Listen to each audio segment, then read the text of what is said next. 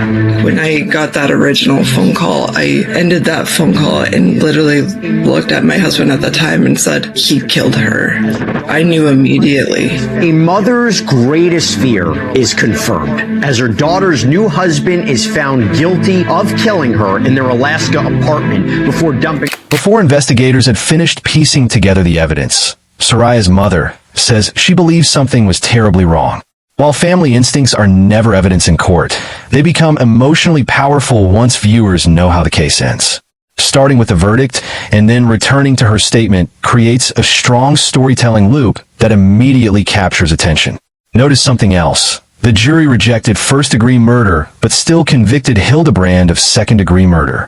That distinction matters because it shows jurors weren't simply accepting every prosecution argument. Instead, they carefully weighed the legal standards before deciding the evidence proved an intentional killing beyond the defense's explanation. That makes the verdict feel more credible to viewers and gives your audience an important legal takeaway instead of simply celebrating a conviction. I'm Cheyenne. Okay. Sorry, who is Cheyenne? She was a woman I was having an affair with. She lived back in Kentucky. How did you meet her? We met when I was younger, before I'd left for the Army. How did you communicate with Station Go? She basically just wanted to know what was going on and why, and just normal, why are you cheating on me questions.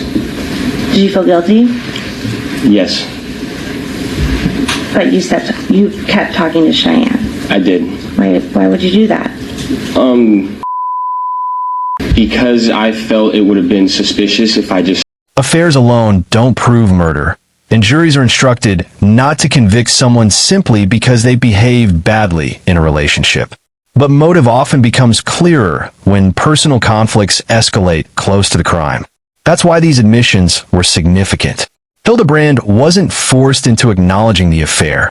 It came directly from his own testimony. From a commentary perspective, viewers should pay attention to how calmly he answers these questions. Whether that calmness reflects emotional detachment or simply courtroom composure is something jurors had to decide for themselves. These are exactly the kinds of subtle observations that make courtroom trials fascinating. You're not just listening to the words. You're watching demeanor, tone, pauses, and body language, all of which become part of how witnesses are evaluated. I want to talk to you about some of the things we've heard in this trial about what you were doing on your phone. Yes, ma'am.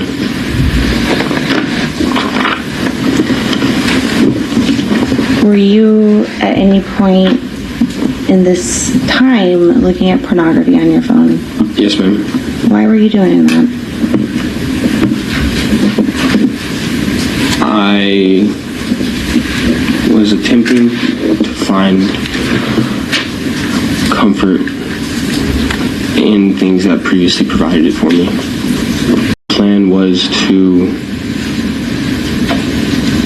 hide the body of my wife and then clean up the blood off the mattress and the surrounding area.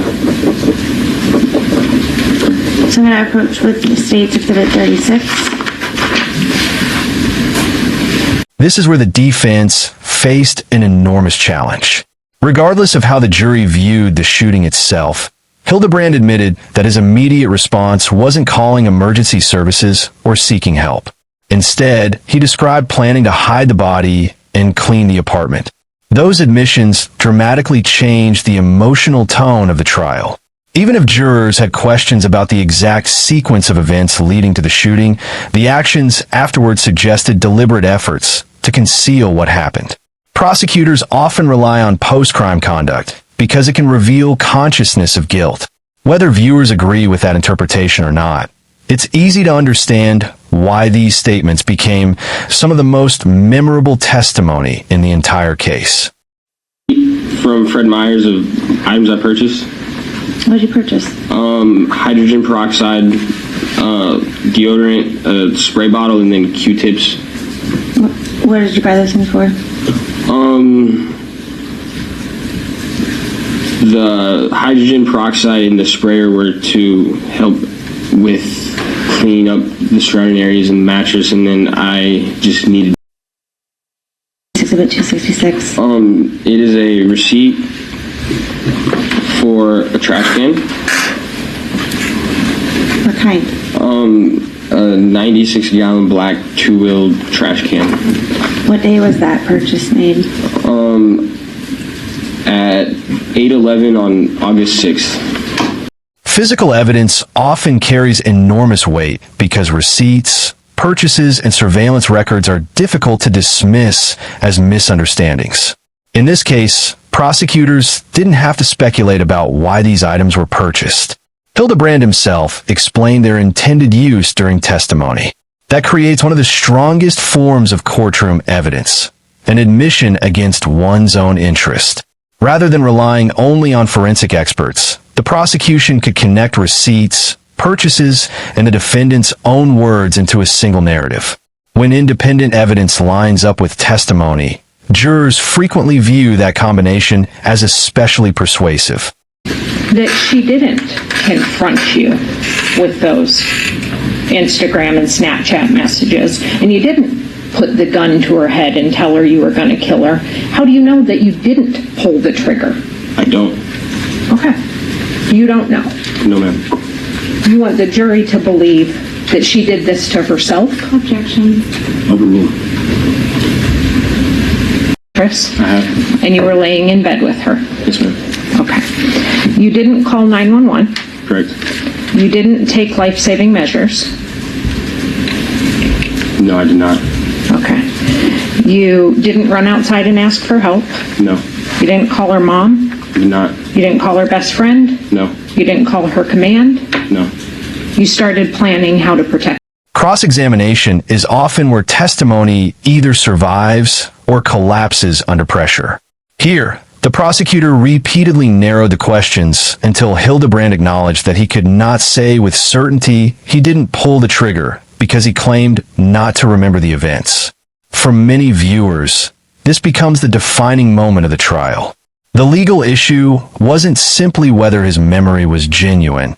It was whether the rest of the evidence supported his explanation.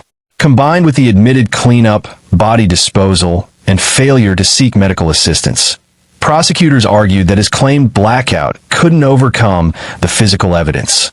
It's a textbook example of why cross-examination remains one of the most powerful tools in any criminal trial.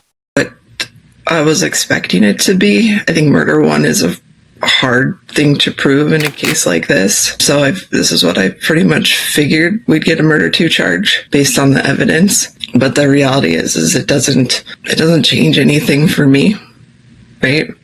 Like, it doesn't bring my daughter back. It doesn't give me a sense of relief. It just means he's going to be held accountable. But it doesn't, like, well, I ended that phone call and literally looked at my husband at the time and said, he killed her. Like, I knew immediately. You said that. Yeah. So it wasn't about what he was saying. Yes, he was very robotic and very, like, wouldn't defer from his story, but it was more about what he wasn't saying and how he wasn't showing up. Like, he didn't meet us at the police. By the end of this testimony, the courtroom had moved far beyond debates about individual pieces of evidence. The jury heard admissions about an affair, admissions about hiding the body, admissions about buying cleaning supplies, and a defendant who acknowledged he couldn't say whether he fired the fatal shot because he claimed not to remember. At the same time, the emotional weight of the case never disappeared. Zaryus' mother's interview reminds viewers that every criminal trial represents a real family's loss, not simply a legal argument. That's why ending your video with her perspective rather than the defendant creates a far stronger emotional conclusion. It reinforces that the courtroom process may deliver accountability, but it can never erase the human cost left behind.